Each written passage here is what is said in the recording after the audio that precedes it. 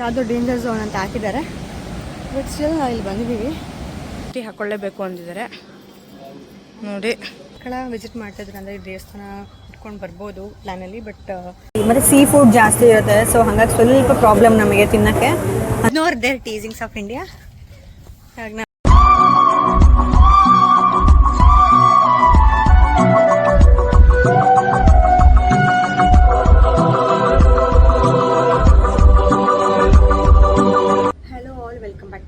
Channel ಇವತ್ತು Varkala day 3. But ನಾವು day 3 ಪೂರ್ತಿ ವರ್ಕಲಾದಲ್ಲಿರೋ ಪ್ಲ್ಯಾನಲ್ಲಿಲ್ಲ, ಬರೀ ಹಾಫ್ ಡೇ ಅಷ್ಟೇ. 2:30ಗೆ ನಮಗೆ ಇಲ್ಲಿಂದ ಟ್ರೈನ್ ಇದೆ ವಾಪಸ್ ಬೆಂಗಳೂರಿಗೆ.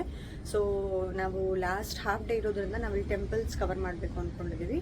ನಮ್ಮ ತಲೆಯಲ್ಲಿ 2 ಟೆಂಪಲ್ ಇದೆ, ಒಂದು ಪದ್ಮನಾಭ ಟೆಂಪಲು, ಇನ್ನೊಂದು Janardhana Swami temple. But Janardhana Swami temple cover ಮಾಡೋಕ್ಕಾಗುತ್ತೋ ಇಲ್ಲೋ ನಮಗೆ ಗೊತ್ತಿಲ್ಲ, ಬಿಕಾಸ್ ಅಲ್ಲಿ ನಾವು ಮುಗಿಸ್ಕೊಂಡು ಬಂದ ಮೇಲೆ ನಮಗೆ ಗೊತ್ತಾಗೋದು ಇಲ್ಲಿ ನಾವು ಕವರ್ ಮಾಡೋಕ್ಕಾಗುತ್ತೋ ಇಲ್ವೋ ಅಂತ. ಆ್ಯಂಡ್ ನಾವು ನೆನ್ನೆ ನಾವು ಆಟೋಗೆಲ್ಲ ಹೇಳಿದ್ದೀವಿ, ಅವ್ರು ಇವಾಗ ಬರ್ತಾರೆ ಆಟೋದವರು. ಸೊ ನಾವಿಲ್ಲಿ ರೆಡಿಯಾಗಿ ಹೊರಡ್ತಾ ಇದ್ದೀವಿ. 6:30 ಆಗಿದೆ. ಪದ್ಮನಾಭ ಸ್ವಾಮಿ ಟೆಂಪಲ್ ಹತ್ರ ಟೆಂಪಲಲ್ಲಿ ಟೈಮ್ ಸ್ಲಾಟ್ಸ್ ಇದೆ ದರ್ಶನಕ್ಕೆ. ನಾವು 9 ಗಂಟೆಯಿಂದ 10 ಗಂಟೆ ಟೈಮ್ ಸ್ಲಾಟ್ಸ್ಗೆ ಹೋಗಬೇಕು ಅಂತ ಅಂದ್ಬಿಟ್ಟು 6:30ಗೆ ಹೋಗ್ತಾ ಇದ್ದೀವಿ. ಇವಾಗ 7 ಗಂಟೆಗೆ ನಾವು ಇಲ್ಲಿಂದ ಹೊರಟ್ರೆ ಅಲ್ಲಿ ಒಂದು 8:30ಗೆ ರೀಚ್ ಆದ್ರೂ 9 ಗಂಟೆ ದರ್ಶನಕ್ಕೆ ಹೋಗ್ಬೋದು ಅಂತ ಅಂದ್ಕೊಂಡಿದ್ದೀವಿ.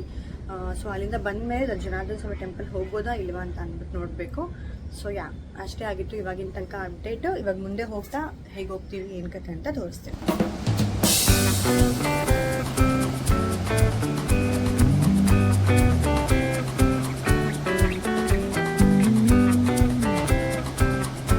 ಡೇಂಜರ್ ಝೋನ್ ಅಂತ ಹಾಕಿದ್ದಾರೆ. ಬಟ್ ಸ್ಟಿಲ್ ನಾವು ಇಲ್ಲಿ ಬಂದಿದ್ದೀವಿ.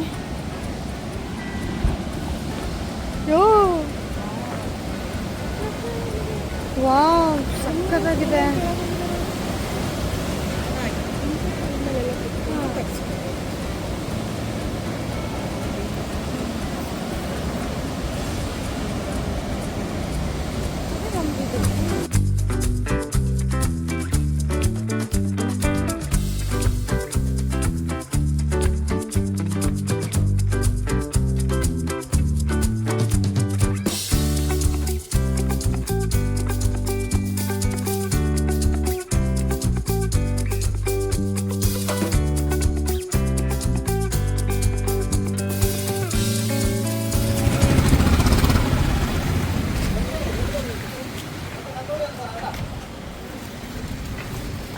ಈಗ ಟೆಂಪಲಿಗೆ ಬಂದಿದ್ದೀವಿ. ಅಲ್ಲಿ ಮುಂದೆ ಇದೆ ಟೆಂಪಲ್, ಕಾಣಿಸ್ತಿದೆ ನನಗೆ ಗೊತ್ತಿಲ್ಲ.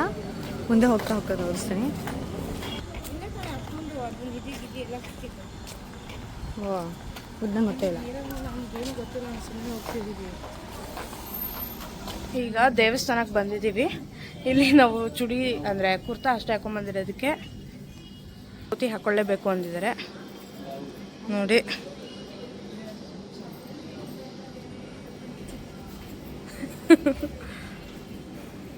ಈಗ ದರ್ಶನ ಮಾಡ್ಕೊಂಡು ಬಂದ್ವಿ.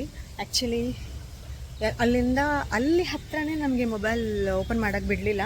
ಹಾಗೇ ಡಿಲೀಟ್ ಮಾಡಿ ಅಂತ ಡಿಲೀಟ್ ಮಾಡ್ಸಕ್ಕಂದ್ರು. ಸೊ ಹಾಗಾಗಿ ಒಳಗಡೆ ಅಲ್ಲ, ಅಲ್ಲಿ ಈಚೆ ಹೋಗ್ಲಿಕ್ಕೂ ನಮಗೆ ಅಂದರೆ ವೀಡಿಯೋ ಮಾಡಲಿಕ್ಕೂ ನಮಗೆ ಆಪ್ಷನ್ ಇರಲಿಲ್ಲ. ಸೊ ನಮ್ಮ ಅವತಾರ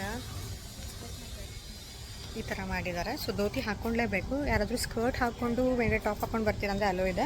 ಬಟ್ ಪ್ಯಾಂಟು, ಟಾಪು, ಚೂಡಿದಾರ್ ಇದು ಯಾವುದಕ್ಕೂ ಅಲೋ ಇಲ್ಲ. ಎಲ್ಲರೂ ಈ ಥರದಲ್ಲಿ ರೆಡಿಯಾಗಿ ಹೋಗಿತ್ತು.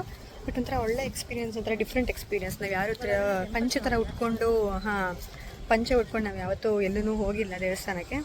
ಮುಂಚೆನೇ ಪ್ಲ್ಯಾನ್ ಇದ್ದರೆ ಮೇ ಬಿ ಸ್ಯಾರಿ ಉಟ್ಕೊಂಡು ಅಥವಾ ಲಂಗಾದೋಣಿ ಹಾಕ್ಕೊಂಡು ಬರ್ಬೋದಾಗಿತ್ತು. ಬಟ್ ನಮ್ಮ ಹತ್ರ ಮತ್ತು ನಮಗೆ ಆ ಥರ ಆಪ್ಷನ್ ಗೊತ್ತಿರಲಿಲ್ಲ, ನಮಗೆ ಐಡಿಯಾನೇ ಇರಲಿಲ್ಲ, ಪ್ಲ್ಯಾನ್ಡ್ ಇರಲಿಲ್ಲ ಅಂತ.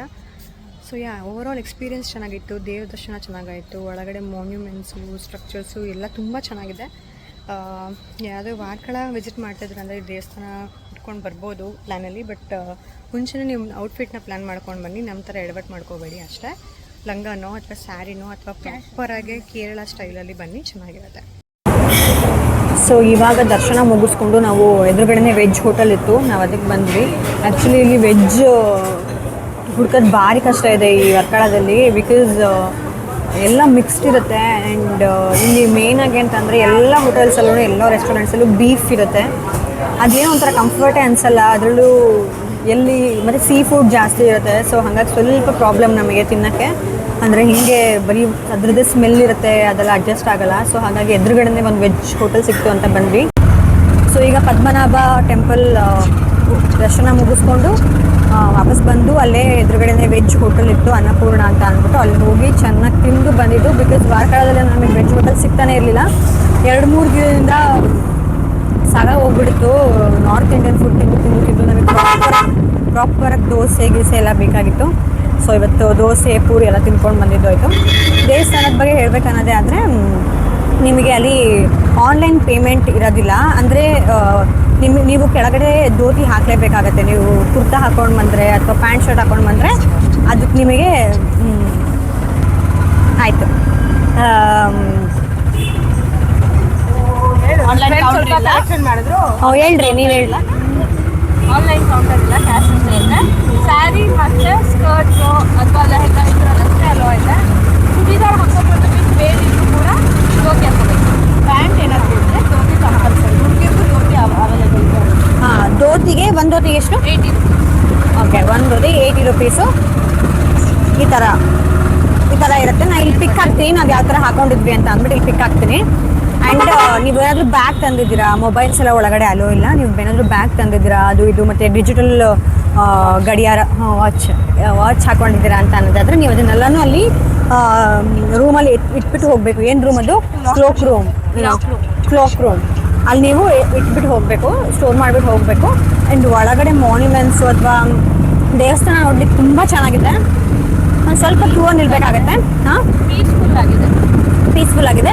ಒಂದು ಸ್ವಲ್ಪ ಕ್ಯೂ ಅಲ್ಲಿ ನಿಲ್ಬೇಕಾಗತ್ತೆ ಅಷ್ಟೇ. ಅದು ತುಂಬ ಹೊತ್ತೇನು ತೊಗೊಳೋದಿಲ್ಲ. ಆ್ಯಂಡ್ ಎಲ್ಲ ಕಡೆನೂ ಫ್ಯಾನ್ಸ್ ಇದೆ, ಏನೂ ಪ್ರಾಬ್ಲಮ್ ಇಲ್ಲ. ಆರಾಮಾಗಿ ಹೋಗ್ಬಿಟ್ಟು ದರ್ಶನ ಮಾಡ್ಕೊಂಡು ಬರ್ಬೋದು. ಬಟ್ ಹಾಂ, ಟೈಮಿಂಗ್ಸ್ ಇದೆ. ಅದು ಟೈಮಿಂಗ್ಸ್ ಏನೇನು ಅಂತಲೂ ನಾನು ಇಲ್ಲಿ ಮೆನ್ಷನ್ ಮಾಡ್ತೀನಿ. ಆ್ಯಂಡ್ ಡಿಸ್ಕ್ರಿಪ್ಷನಲ್ಲಿ ಕೂಡ ಹಾಕಿರ್ತೀನಿ ಇದ್ರ ಟೈಮಿಂಗ್ಸ್ ಏನೇನಿದೆ, ಏನೇನು ಕತೆ, ಅಂದರೆ ಡ್ರೆಸ್ ಕೋಡ್ ಏನು, ಆ್ಯಂಡ್ ಎಲ್ಲನೂ ಅದನ್ನು ಡಿಸ್ಕ್ರಿಪ್ಷನಲ್ಲೂ ಹಾಕ್ತೀನಿ. ನಾನು ಇದು ಮೆನ್ಷನ್ ಮಾಡ್ತೀನಿ ಆದರೆ ಸೊ ಅದಾದ್ಮೇಲೆ ಬೇರೆ ಏನಾದರೂ ಇದೆಯಾ ಮೆನ್ಷನ್ ಮಾಡೋಕ್ಕೆ? ಹಾಂ, ಅಲ್ಲಿಂದ ಮುಗಿಸ್ಕೊಂಡು ಬಂದು ನಾವು ಏನು ತಿಂದಿರಲಿಲ್ಲ, ಹಾಗೆ ಹೋಗಿದ್ವಿ ಒಳಗಡೆ. ಸೊ ಹೊರಗಡೆ ಬಂದು ಫಸ್ಟ್ ನಾವು ತಿಂದ್ಕೊಂಡು ಟೀ ಕುಡ್ಕೊಂಡು ಇವಾಗ ವಾಪಸ್ ನಾವು ರೆಸಾರ್ಟಿಗೆ ಹೋಗ್ತಾ ಇದ್ದೀವಿ. ಅಲ್ಲಿ ಹತ್ತಿರದಲ್ಲಿ ಜನಾರ್ದನ ಸ್ವಾಮಿ ಟೆಂಪಲ್ ಕೂಡ ಇದೆ. ಅದನ್ನು ಅಲ್ಲೇ ಮುಗಿಸ್ಕೊಂಡು ನಾವು ವಾಪಸ್ ರೈಲ್ವೆ ಸ್ಟೇಷನ್ಗೆ ಹೊರಡಬೇಕು. ಬಿಕಾಸ್ ನಮಗೆ 2:15 ಟ್ರೈನ್ ಇದೆ. ಸೊ ಅಷ್ಟೇ, ಇವಾಗಿನ ಅಪ್ಡೇಟ್ ಅಷ್ಟೇ. ಈ ಆಟೋ ಅಲ್ಲೇ ನಾವು ವರ್ಕಳ ಡೇ 3ನ ನಾವು ಕಂಪ್ಲೀಟ್ ಮಾಡಿದ್ದು. ಈ ಆಟೋ ಡ್ರೈವರ್ ನಮಗೆ ಹಿಂದಿನ ದಿನ ಸಂಜೆ ನಾವು ವರ್ಕಳ ಬೀಚಿಂದ ವಾಪಸ್ ನಾವು ಸೌತ್ ಕ್ಲಿಫಿಂದ ನಾರ್ತ್ ಕ್ಲಿಫಿಗೆ ಬರುವಾಗ ಸಿಕ್ಕಿದ್ದವ್ರು ಇವರು. ಆ ಟೆಂಪಲಿಗೆ ಕರ್ಕೊಂಡು ಬಂದು ಬಿಟ್ಟಿದ್ದಕ್ಕೆ ನಮಗೆ 1400 ರುಪೀಸ್ ಚಾರ್ಜ್ ಮಾಡಿದ್ರು. 40 + 40 80 ಕಿಲೋಮೀಟರ್ ಅಂತ ಲೆಕ್ಕ ಇಟ್ಕೊಳ್ಬೋದು. ಪ್ಲಸ್ ಸಮಥಿಂಗ್ ಅಲ್ಲೆಲ್ಲ ಅಲ್ಲಿ ಇಲ್ಲಿ ಸೇರಿಸ್ಕೊಂಡ್ರೆ 90 ಅಂತಲೇ ಇಟ್ಕೊಳ್ಬೋದು. ನೇಮ್ ಆ್ಯಂಡ್ ಕಾಂಟ್ಯಾಕ್ಟ್ ನಂಬರ್ನ ನಾನು ಡಿಸ್ಕ್ರಿಪ್ಷನಲ್ಲಿ ಮೆನ್ಷನ್ ಮಾಡಿರ್ತೀನಿ. ಸೊ ನಿಮಗೆ ವರ್ಕಳಕ್ಕೆ ಬರೋರಿಗೆ ಯಾರಿಗಾದರೂ ಆಟೋ ಬೇಕು ಅನ್ನೋದೇ ಆದರೆ ಇವ್ರಿಗೆ ನೀವು ಕಾಂಟ್ಯಾಕ್ಟ್ ಮಾಡ್ಬೋದು.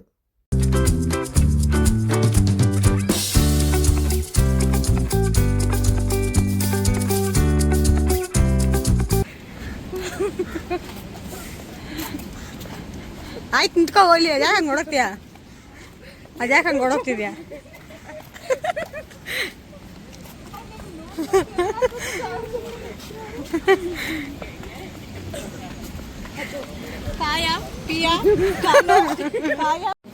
ಮಷ್ಕಿರಿ ಆಗುತ್ತೆ. ಅದು ಅವಳ ಭಾಷೆ. ಇವಳ ಭಾಷೆ ಏನು? ನೈನಾ ಇವಳಷ್ಟೇ? ಇವಳ ಭಾಷೆ ಅಲ್ಲ, ಇವಳ ಭಾಷೆ ಕಾಯ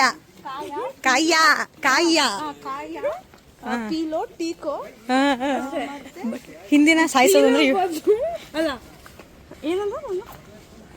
ಪೀಲೋ ಬದಲು ಕಾಲು ಅಂದೆ. ಹಿಂದಿನ ಸಾಯಿಸೋದ್ರಲ್ಲಿ ಇವಳು ಎಕ್ಸ್ಪರ್ಟ್. ನಾನು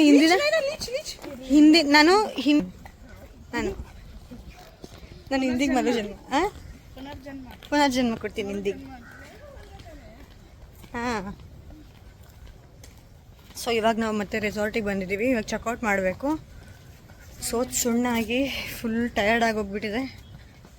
ಯಪ್ಪ, ಮುಖ ನೋಡೋಂಗಿಲ್ಲ, ನಾಗಾವಲಿ ಆಗಿದ್ದೀನಿ ಇವಾಗ. ಈಗ ನಾವು ಮುಖ ತೊಳ್ಕೊಂಡು ಫ್ರೆಶ್ ಅಪ್ ಆಗಿ ಡ್ರೆಸ್ ಚೇಂಜ್ ಮಾಡಿಕೊಂಡು ಬ್ಯಾಗ್ ಪ್ಯಾಕ್ ಮಾಡಿಕೊಂಡು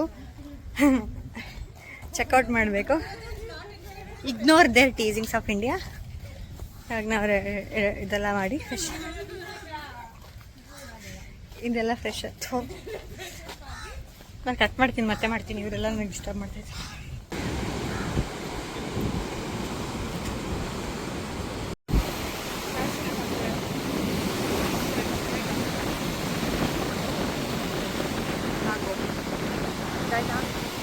ಮಾಡು ಮಾಡು ಮಾಡು. ನಾನು ಅಡ್ಡ ಬರ್ತಿದ್ದೀನಾ? ಏನು ಮಾಡ್ತಿದ್ದೀರಾ ಇಬ್ರು? ನನಗೆ ಬರ್ತಿರೋ ಮೆಸೇಜಸ್ಗೆ ಇವಳು ರಿಪ್ಲೈ ಮಾಡ್ತಿದ್ದಾಳೆ. ನಾನು ಚೆಕ್ ಮಾಡ್ತೀನಿ. ಸುಕ್ಕು, ದಟ್ಸ್ ವೆರಿ ಬ್ಯಾಡ್. ಸುಕ್ಕು, ಯಾರ ಜೊತೆ ಟೆಕ್ಸ್ಟ್ ಮಾಡ್ತಿದ್ಯಾ? ಔಟ್ ನೋಡಲಿ ಯಾವ ಒಳ್ಳೆ.